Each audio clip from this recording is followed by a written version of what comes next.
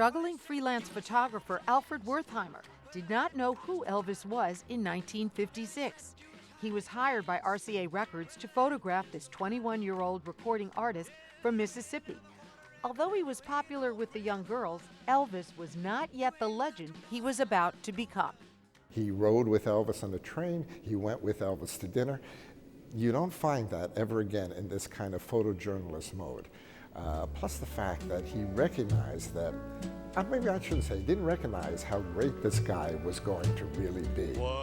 56 of these images can now be seen at the Boca Raton Museum of Art in Elvis at 21, photographs by Alfred Wertheimer.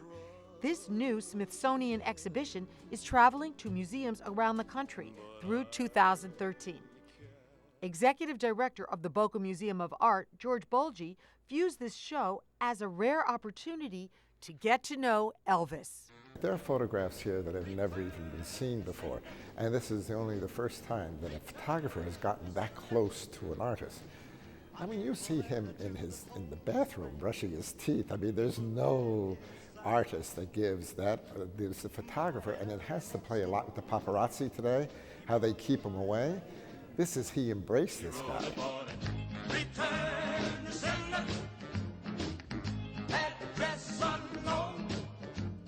Vic Olson from Minnesota, who was visiting the museum, was taken with these rare photographs of Elvis. As I walked around the exhibit, first of all, I just admire the really difficult technological challenges of doing black and white. And these are incredible, especially when they're blown up to such a large size. But many of the photos really show the juxtaposition between the cultures that Elvis spanned.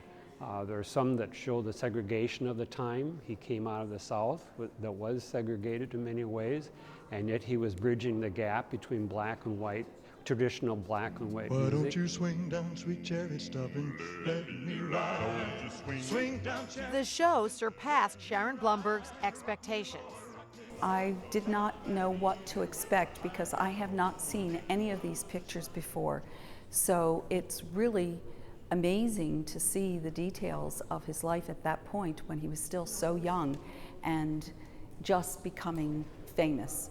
And of course the behind the scenes and learning the little intricacies of his behavior with women, which, you know, I thought I knew, but to actually see it and read it seems, you know, more real.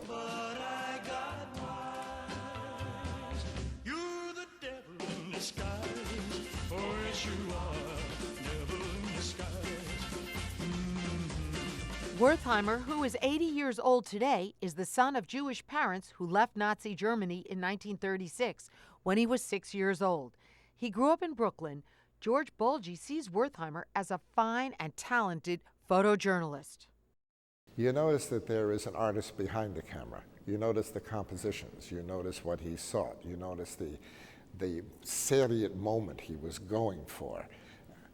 You know, all I can tell you is that if you simply take a photograph, if you're lucky enough even to be in a position to recognize, like Wertheimer said, when he was walking away from that train, I could have gotten my baggage and packed my suitcase and followed him, but I would lose the fact that here he is, a guy in isolation, not surrounded by anybody, no preconceived crowds. This is the kid just walking away to go home because it's closer. He said, I dropped everything and I shot. I have never seen photos of this raw before, and the history that you've read of him back after, you know, when you're much older, are more scripted and so on. So these are, yes, really very illuminating, and it really captures what was going on at the time that we didn't realize was going on at the time. When rock and roll first came along, it was a dividing element. You know, there were people burning records, there were people, but now it's uniting one. You find people, you can get people from diverse political backgrounds that'll come here and will remember that time, and it forms a uniting of so many various and sundry opinions. You can get people from the left, people from the right.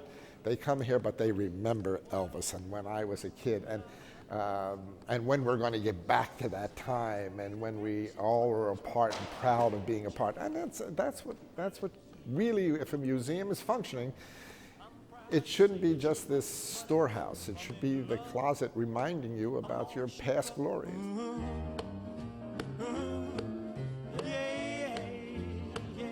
Once he had completed his job of taking photos of Elvis in 1956, Alfred Wertheimer put the negatives away in a box.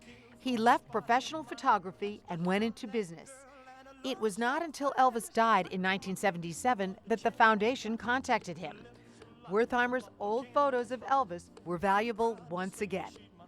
Elvis, I think, changed greatly during his life. I mean, the pressures that made him what he was changed his character. But if you want to see what he was, the original clay that they had to work with, you look at this shot.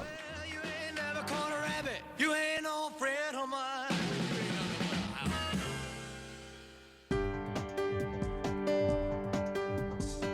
To learn more about Elvis at 21, check out bocamuseum.org.